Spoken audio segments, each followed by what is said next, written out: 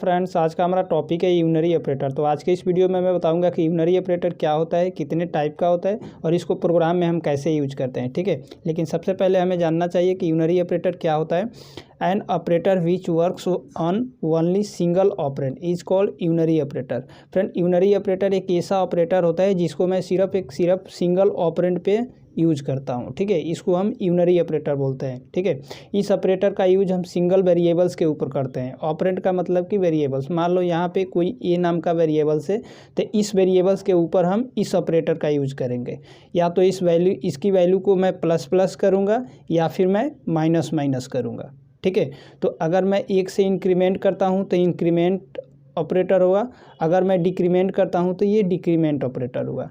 ठीक है, तो इसका हम टाइप देखते हैं। Type of unary operator, unary operator में तीन टाइप के यूनरी ऑपरेटर होता है हमारा, इंक्रीमेंट ऑपरेटर, डिक्रीमेंट ऑपरेटर और साइज ऑफ ऑपरेटर। ठीक है, इंक्रीमेंट में क्या होता है, हम किसी वैल्यू को इंक्रीमेंट करते हैं, वेरिएबल्स की वैल्यू को। डिक्रीमेंट में क्या होता है कि हम किसी वेरिएबल्स की वैल्यू को डिक्रीमेंट करते हैं। और साइज ऑफ ऑपरेटर क्या होता है, साइज ऑफ ऑपरेटर से हम किसी डेटा टाइप की या फिर वेरिएबल्स की साइज़ को पता करते हैं कि वो कितना बाइट लेगा हमारे सिस्टम्स के अंदर। ठीक है, तो हम इसको वन बाय वन समझते हैं। सबसे पहले हम समझते हैं कि इंक्रीमेंट ऑपरेटर क्या होता है।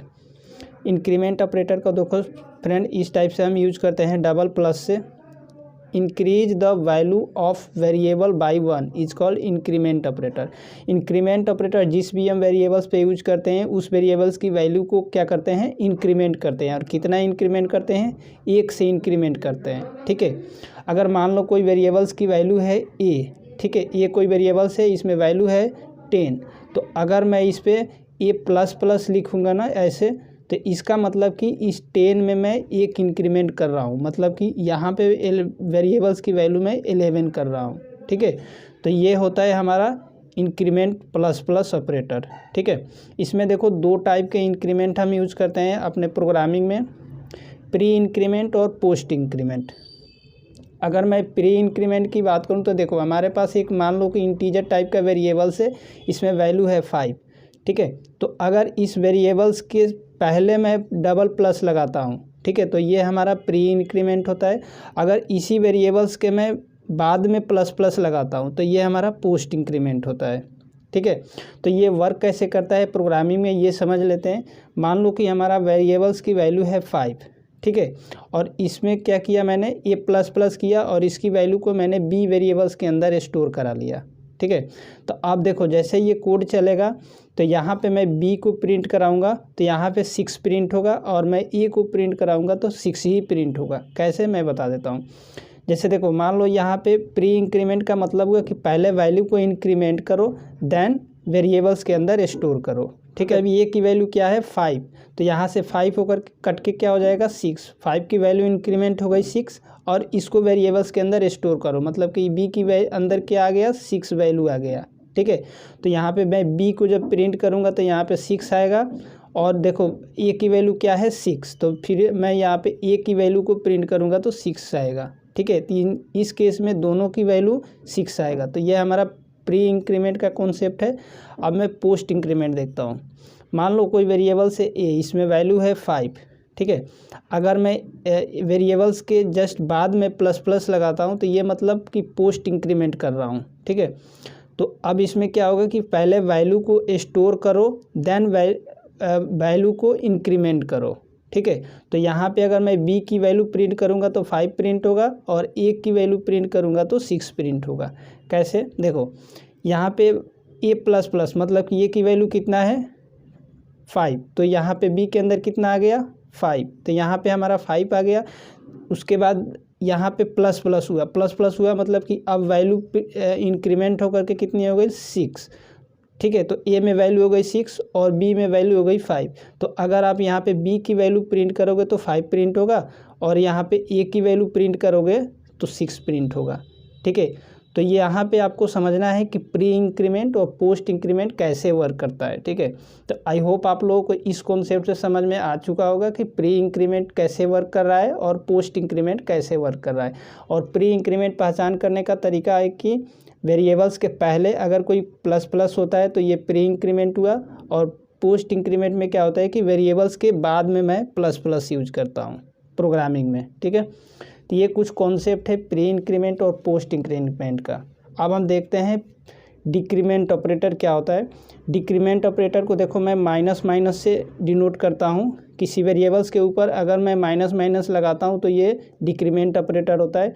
Decrease the value of variables by 1 is called decrement operator. ठीक है, अगर कोई मान लो वेरिएबल्स के अंदर वैल्यू है यहाँ पे 10, अगर इस वेरिएबल्स के ऊपर मैं माइनस माइनस लगाता हूँ, इसका मतलब कि मैं वेरिएबल्स की वैल्यू को घटा रहा हूँ, मतलब कि 9 कर दिया हूँ मैं। ठीक है, पहले हम समझ लेते हैं कि प्री डिक्रीमेंट क्या होता है। प्री डिक्रीमेंट में देखो अगर वेरिएबल से पहले मैं माइनस माइनस लगाता हूं तो ये प्री डिक्रीमेंट होता है।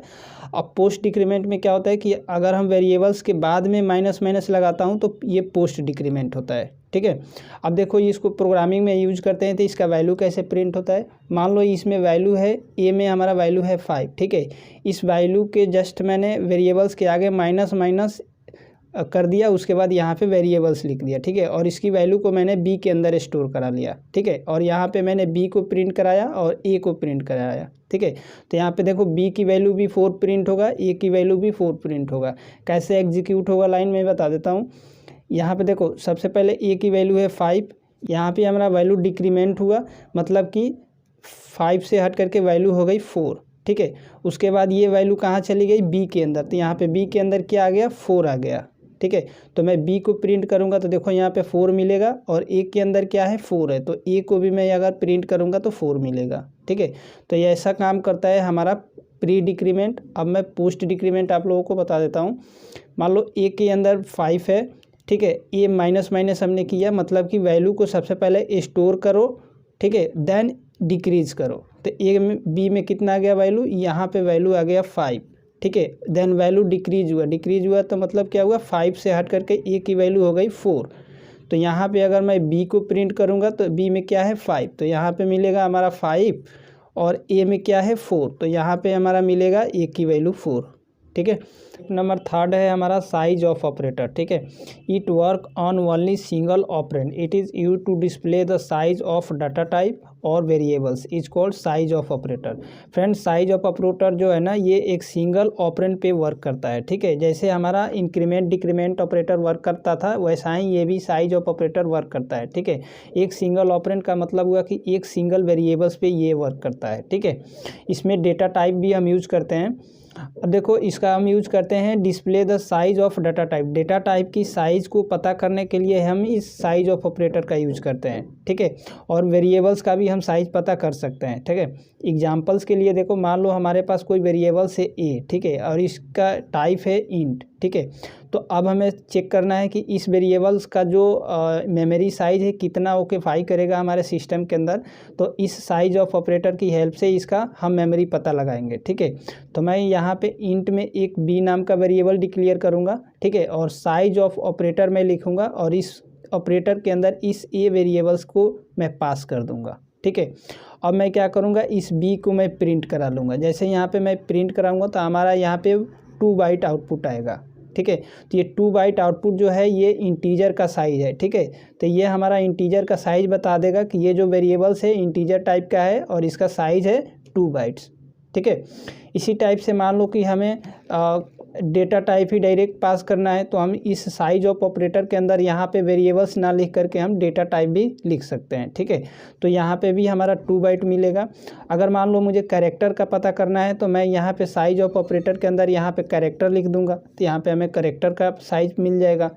इसी टाइप से मुझे डबल का पता करना है तो मैं यहाँ पे साइज ऑफ ऑपरेटर के अंदर डबल्स लिख दूंगा, तो यहाँ पे मेरा 8 बाइट आ जाएगा डबल का साइज। अगर मुझे फ्लोट का पता करना है तो मैं यहाँ पे फ्लोट लिख दूंगा, तो यहाँ पे हमारा फ्लोट का मिल जाएगा साइज। ठीक है, तो इस टाइप से हम साइज ऑफ ऑपरेटर का यूज करते हैं अपने प्रोग्राम के अंदर। ठीक है, तो चलिए अब हम प्रैक्टिकल सेशन में इसको शो करके देखते हैं कि ये कैसे वर्क करता है। प्रैक्टिकल सेशन में सबसे पहले हम प्री इंक्रीमेंट का एक प्रोग्राम देख लेते हैं। ठीक है, देखो वेरिएबल्स ए के अंदर मैंने 5 रखा। ठीक है, एक उसके बाद मैंने बी वेरिएबल डिक्लेयर किया, उसके बाद मैंने क्या किया, यहाँ पे प्री इंक्रीमेंट कर दिया। ठीक है, पहले प्लस प्लस किया, उसके बाद ए को किया, और इसकी वैल्यू को मैंने बी के अंदर स्टोर करा दिया। ठीक है, तो यहाँ पे वैल्यू हमारा जो होगी बी के अंदर स्टोर होगी 6 वैल्यू स्टोर होगी।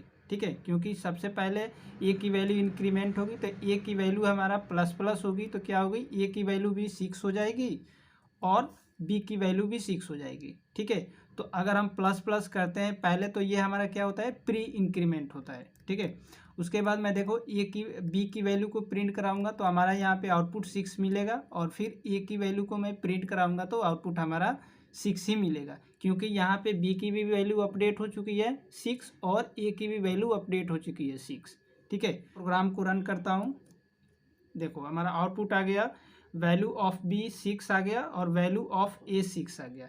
सबसे पहले मैं वैल्यू ऑफ बी को प्रिंट कराया हूँ तो इसलिए हमारा यहाँ पे बी की वैल्यू 6 मिला है, और मैं यहाँ पे ए को प्रिंट कराया हूँ तो यहाँ पे ए मिला है। तो ये हमारा प्रोग्राम था फ्रेंड प्री इंक्रीमेंट का। अब हम देखते हैं post increment. Friend post increment का जो प्रोग्राम है same to same pre increment के जैसा रहता है, बस यहाँ पे ये जो ऑपरेटर है प्लस प्लस ये बाद में लग जाता है। ठीक है, तो देखो मैंने ऊपर में ए की वैल्यू रखा है 5। ठीक है, और फिर यहाँ पे ए प्लस प्लस कर दिया और बी के अंदर स्टोर करा दिया। ठीक है, तो अब इस ऑपरेटर का क्या मतलब होगा, यहाँ पे जो बी के अंदर वैल्यू स्टोर होगा, बी के अंदर वैल्यू स्टोर होगा 5। क्यों होगा, क्योंकि हमारा ए की वैल्यू है 5 और यहाँ पे पोस्ट इंक्रीमेंट हो रहा है। पोस्ट इंक्रीमेंट का मतलब हुआ सबसे पहले वैल्यू असाइन होगी, मतलब कि बी के अंदर जाएगी, उसके बाद वैल्यू इंक्रीमेंट होगी। तो बी के अंदर हमारी वैल्यू हो जाएगी 5 और ए के अंदर हमारी वैल्यू हो जाएगी 6। ठीक है, अब देखो जैसे मैं बी को और ए को यहाँ पे प्रिंट करूँगा। ठीक है, तो बी की वैल्यू हमारा प्रिंट होगा 5 क्योंकि यहाँ पे 5 असाइन है, और ए की वैल्यू प्रिंट होगा 6 क्योंकि मेरा यहाँ पे 6 असाइन है। ठीक है, इसको मैं आपको आउटपुट दिखाता हूँ। प्रोग्राम को मैं रन करता हूँ, कंट्रोल प्लस F9 प्रेस किया, देखो हमारा प्रिंट हो गया वैल्यू, बी की वैल्यू हमारा 5 मिल गया और ए की वैल्यू हमारा 6 मिल गया। ठीक है, तो फ्रेंड ये कॉन्सेप्ट है हमारा प्री इंक्रीमेंट और पोस्ट इंक्रीमेंट का। ठीक है, अब नेक्स्ट प्रोग्राम हम देखते हैं साइज ऑफ ऑपरेटर का प्रोग्राम। इस प्रोग्राम में देखेंगे कि हम कैसे ये साइज ऑफ ऑपरेटर वर्क करता है प्रोग्राम के अंदर। सबसे पहले मैंने ए बी वेरिएबल्स ले लिया। ठीक है, अब देखो हमने साइज ऑफ ऑपरेटर यूज किया और इसमें ए को मैंने पास कर दिया, मतलब कि वेरिएबल्स ए को मैंने पास कर दिया इसके अंदर। ठीक है, और इसकी वैल्यू को मैंने बी के ऊपर स्टोर करा लिया। तो ए और बी हमारा कौन सा वेरिएबल्स है, इंटीजर टाइप का वेरिएबल्स है। ठीक है, तो इस वेरिएबल्स पे हमारा जो बी पे वैल्यू आएगा, इंटीजर का जो साइज होगा वो बी पे स्टोर हो जाएगा। ठीक है, अब मैं यहाँ से साइज ऑफ इंटीजर लिखूंगा मैसेज, और यहाँ पे %d और यहाँ पे बी की वैल्यू को प्रिंट करा लूँगा। ठीक है, तो यहाँ पे हमारा जो आउटपुट आएगा बी की, यहाँ पे आउटपुट आएगा 2 बाइट, क्योंकि हमारा इंटीजर का साइज होता है 2 बाइट, तो हमारा यहाँ पे 2 बाइट प्रिंट होगा। ठीक है, अब इसी टाइप से मान लो मुझे यहाँ पे वेरिएबल्स पास नहीं करना है, तो मैं यहाँ पे डायरेक्टली क्या कर सकता हूँ, इंट भी लिख सकता हूँ। इस साइज ऑफ ऑपरेटर के अंदर यहाँ पे मैं इंट लिखूँगा तो वो भी चल जाएगा हमारा प्रोग्राम। ठीक है, तो यहाँ पे वेरिएबल्स भी पास कर सकते हैं और डेटा टाइप भी हम पास कर सकते हैं। ठीक है, तो यहाँ पे भी हमारा वैल्यू आएगा 2। ठीक है, लेकिन अब मुझे कैरेक्टर का साइज पता करना है, तो मैं यहाँ से साइज ऑफ ऑपरेटर के अंदर मैं यहाँ पे डायरेक्टली कैरेक्टर लिख दूंगा, CHAR डेटा टाइप, तो ये हमारा कैरेक्टर का साइज पता करके दे देगा। ठीक है, इसी टाइप से मैं यहाँ पे फ्लोट का लिखूंगा तो मेरा यहाँ पे फ्लोट का पता हो जाएगा, साइज मिल जाएगा। यहाँ से डबल मैं पास करूँगा तो हमारा डबल का साइज मिल जाएगा। ठीक है, गेट CH लगा करके प्रोग्राम को क्लोज करूँगा। चलो अब मैं इस प्रोग्राम को रन करता हूँ। देखो मैंने प्रोग्राम को रन किया फ्रेंड, तो यहाँ मेरा मिल गया साइज ऑफ इंटीजर का साइज 2 बाइट होता है, फिर इंटीजर का 2 बाइट होता है, कैरेक्टर का 1 बाइट होता है, फ्लोट का हमारा 4 बाइट होता है और डबल का 8 बाइट होता है। ठीक है, तो फ्रेंड इस टाइप से हम साइज ऑफ ऑपरेटर की हेल्प से किसी भी डेटा टाइप का, किसी भी वेरिएबल्स का साइज पता कर सकते हैं। ठीक है, अगर हमारा वीडियो आपको पसंद आया हो तो आप हमारे वीडियोज़ को लाइक कीजिए, शेयर कीजिए, चैनल पे फर्स्ट टाइम आए चैनल को सब्सक्राइब कर दीजिए। Thank you.